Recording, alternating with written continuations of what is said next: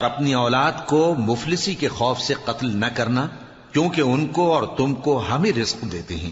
کچھ شک نہیں کہ ان کا مار ڈالنا بڑا سخت گناہ ہے۔ اور زنا کے پاس بھی نہ جانا کہ وہ بے حیائی ہے اور بری راہ ہے۔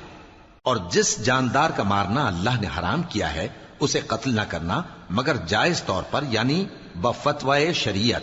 اور جو شخص ظلم سے قتل کیا جائے، ہم نے اس کے وارث کو اختیار دیا ہے کہ ظالم قاتل سے بدلہ لے، تو اس کو چاہیے کہ قتل کے قصاص میں زیادتی نہ کرے کہ وہ منصور و فتح یاب ہے۔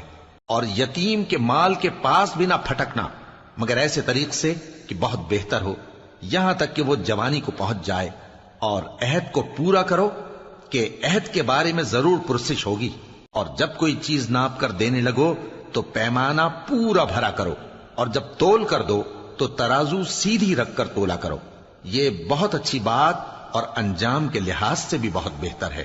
اور اے بندے، جس چیز کا تجھے علم نہیں اس کے پیچھے نہ پڑ، کہ کان اور آنکھ اور دل ان سب اعضاء کے بارے میں ضرور باز پرس ہوگی۔ اور زمین پر اکڑ کر اور تن کر مت چل، کہ تو زمین کو پھاڑ تو نہیں ڈالے گا اور نہ لمبا ہو کر پہاڑوں کی چوٹی تک پہنچ جائے گا۔ ان سب عادتوں کی برائی تیرے پروردگار کے نزدیک بہت ناپسند ہے۔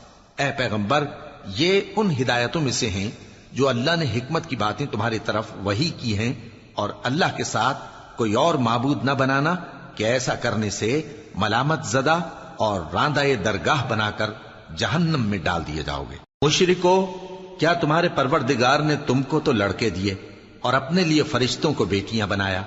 کچھ شک نہیں کہ یہ تم بڑی نامعقول بات کہتے ہو۔